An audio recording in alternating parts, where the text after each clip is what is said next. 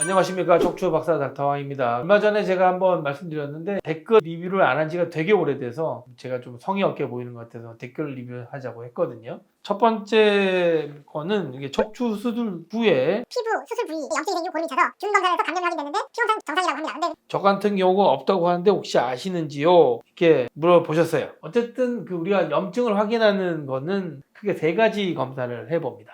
피 검사로 하는 거는 WBC라고 백혈구 검사, CRP라고 리액티브 프로테인이라고 그러는데 이게 급성기 염증을 보는데 아주 효과적인 검사고, ESR이라는 거는 만성기 염증을 보는데 도움이 되는데, 그러니까 우리가 이제 민감도나 특이도가 검사에서 중요한데 민감도가 특이도가 높은 검사이긴 하지만 모든 사람들이 높게 나오진 않습니다. 그리고 기본적으로 면역이 떨어지는 사람들은 백혈구 수치가 낮게 나온 사람도 있을 거거든요. 그러니까 염증을 검사를 해서 균 배양 검사를 하는 게 제일 정확한 거고, 우리가 흔히 이야기하는 피 검사는 그런 것들을 의심해서 결국은 균이 있을 거라고 판단해서 균 검사를 하게끔 만드는 그런 지표들일 뿐이지, 이 지표가 정상으로 나왔다고 해서 균 검사의 최종적인 균 배양 검사가 아니다 라고 보기는 조금 어렵고요. 물론 균을 딸 때 아주 지저분한 환경에서 오염이 되는 경우는 있어요.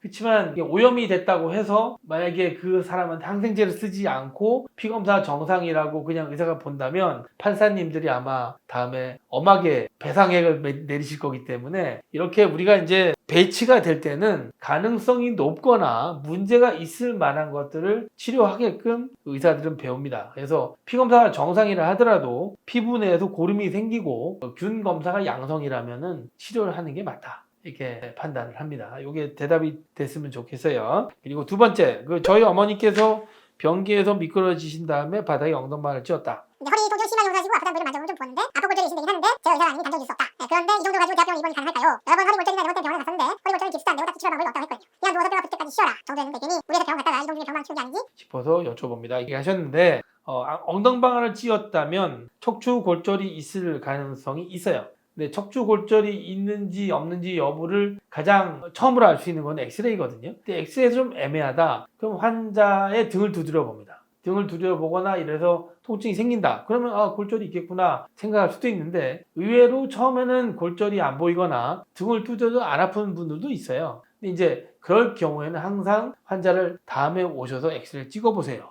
그래서 관찰을 합니다. 추시를 해서 변화가 있다면 골절이 있는 거예요. 저는 항상 그렇게 진단하거든요. 그리고 나이가 드신 중년 이상의 폐경한 여자분들은 아주 쉽게 부러집니다.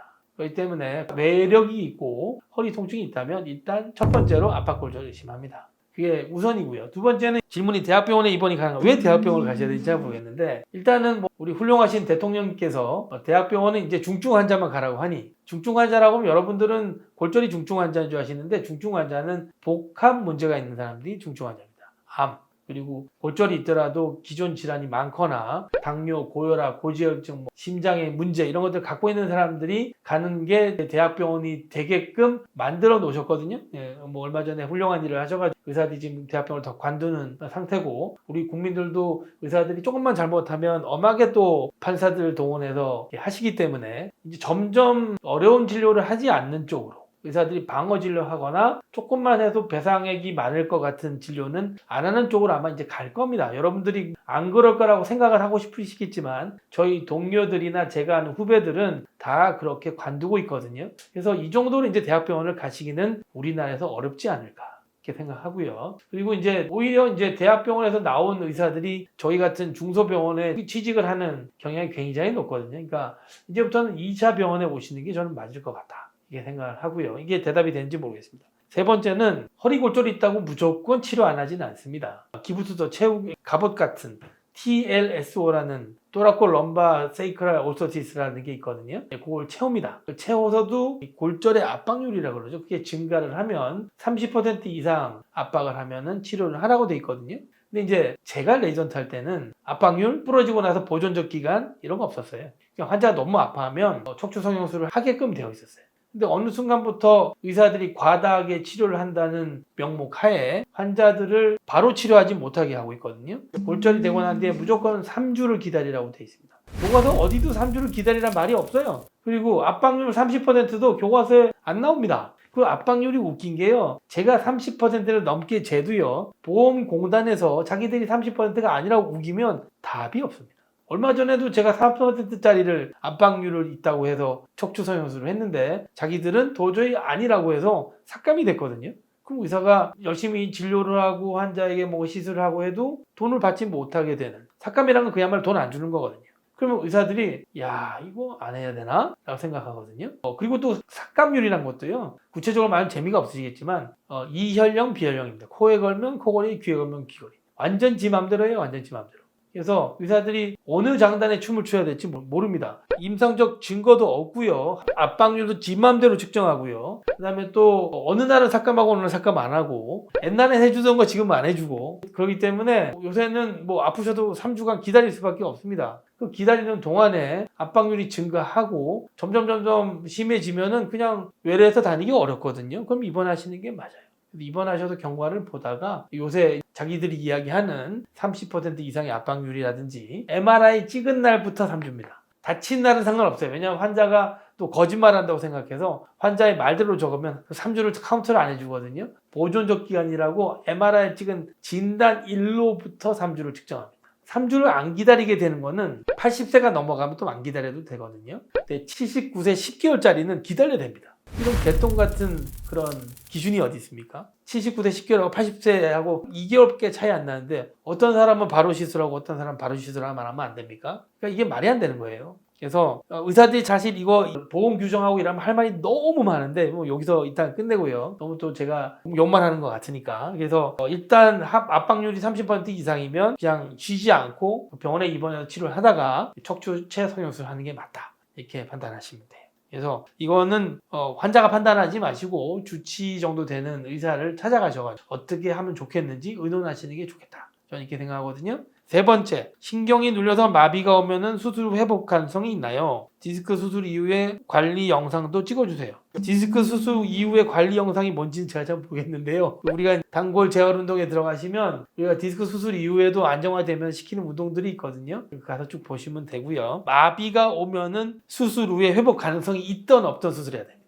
여러분들이 자꾸 수술을 뭔가 판단을 해서 이렇게 본인이 결정하려고 하시는데요. 그렇게 하시면 안 되고요. 교과서적 원칙에 따라서 수술하면 됩니다. 우리가 디스크 때 수술의 원칙이 뭐냐? 첫 번째, 호전 안 될 때. 한두 달 기다려봤는데 낫지가 않네? 환자가 버티겠다면 버티라 그럽니다. 근데 그 버팀으로 인해서 신경이 망가지고 수술 이후에 회복력이 떨어지는 거는 환자가 책임지셔야 돼요. 두 번째, 대소변 안 나올 때. 세 번째는 참을 수 없는 통증이 있을 때. 네 번째는 신경마비가 진행할 때. 수술의 네 가지 큰 적응증이에요. 그러면은 신경이 눌려서 마비가 오면 수술을 해야 되겠습니까? 안 해야 되겠습니까? 수술을 해야죠. 하고 나서 회복 가능성을 기대를 해야 되겠죠. 여러분들이 마비가 오면 수술 가능성의 회복을 여러분들이 생각하시면 안 돼요. 무조건 수술해야 됩니다. 근데 안 하고 가시는 분들이 있거든요. 나중에 다 망가져서 옵니다. 제가 오래 보는 환자가 있거든요. 제가 부산 오자마자 수술했던 여자 환자가 있는데 제가 수술하라고 얘기했어요. 왜냐하면 발목이 들어지질 않았어요. 항문 쪽으로 한 신경이 마비가 돼서 대변이 약간 샜어요. 근데 환자가 수술하라고 그러니까 도망갔어요. 딱 2주 이후에 다시 왔어요. 수술해달라고. 그래서 수술하고 나서 항문으로 똥이 새가지고 한참 고생했거든요. 그리고 계속 아프다고 이야기를 합니다. 지금까지도. 근데 그 환자는 저한테 아무 소리도 못 하거든요. 왜냐하면 내가 수술하라고 그랬는데 도망갔으니까. 그래서 수술하고 나서도 저한테 계속 치료를 하러 오시긴 하는데 믿을 구석이 저밖에 없으니까 오시긴 하시겠죠. 왜냐하면 제 말대로 됐으니까. 근데 어느 정도는 교과서에 맞게끔 치료하는 게 맞습니다. 자꾸 인터넷 찾아보지 마시고 주치를 삼으세요. 그래서 그 주치의가 이건 수술하면 좋겠는데요 하면 저는 하시는 게 맞지 않을까. 그 주치의가 못 믿어 오시면 딴 병원 가시면 됩니다. 네 번째, 저는 무슨 주사인지도 몰라도 허리와 다리 땡김으로 지표의 주사로 염증을 씻어내는 주사를 맞았는데도 계속 아파요. 왜 그런 걸까요? 왜 그런 건지는 딱 두 가지로 볼 수 있겠죠. 첫 번째, 주사가 제대로 안 들어갔든지, 두 번째, 주사로 안 나을 병이든지. 그러지 않겠습니까? 그래서 주사를 몇 번 맞았는데 안 된다. 그러면 주사가 안 들어가면 왜 안 들어가는지 알아야죠. 그죠? 제일 좋은 방법이 뭐라고 했죠? 제가 MRI 찍어보면 됩니다. MRI 찍어보면 왜 주사가 안 들어가는지 알 수 있어요. 그럼 그에 따라서 치료를 하면 됩니다. 저는 그렇게 생각하거든요. 왜 그런 걸 거에 대한 대답은 제가 볼 땐 된 것 같은데요. 자, 이 네 가지를 말씀드렸는데 지금 현재 제가 이야기하는 시점이랑 또 한 1년이나 2년 지나서 지금 대답하는 거에 달라질 문제는 제가 볼 때는 1, 3, 4는 교과서적으로 벌써 확립이 된 치료 원칙에 대한 말이기 때문에 바뀌지는 않을 거고요. 두 번째로 말씀드린 대학병원을 가야 되냐 말아야 되냐는 아마 한 6개월, 한 1년 지나면 우리나라 대학병원이 얼마나 남아있을지 모르겠지만 많이 망할 거거든요. 많이 문을 닫을 거고 지금도 문을 닫고 있고. 그래서 여러분들이 그 전에 이야기하던 선택적으로 여러분들이 칭송하던 K의료는 이제 아마 종말을 하지 않을까 이렇게 생각합니다. 그래서 빨리 여러분들이 몸을 믿고 맡길 수 있는 주치의를 찾으시기 바랍니다. 감사합니다.